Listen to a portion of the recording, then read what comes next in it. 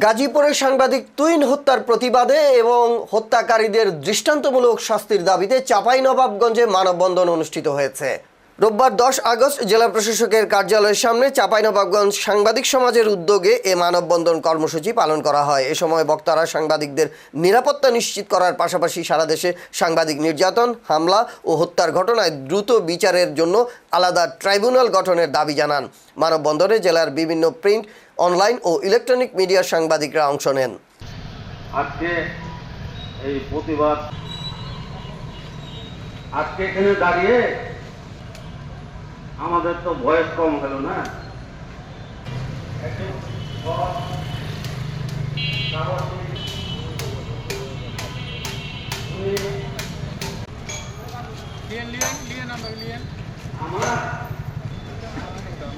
নির্যাতন করার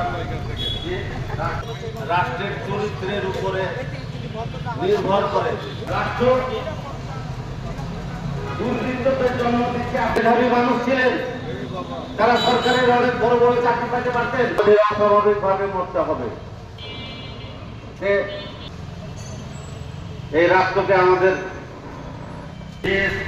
এই রাষ্ট্র নির্মাণে এই রাষ্ট্র আছে বলেই যত সমস্যা হচ্ছে।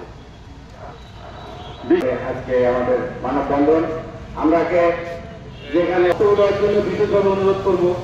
ফয়সালার মতো হয়েছে খুনি হওয়ার সত্ত্বে মানুষকে প্রকাশ্যে দিবালোকে হত্যা করার সত্ত্বে নির্মমভাবে প্রকাশ্যে হত্যা করা হয়েছে।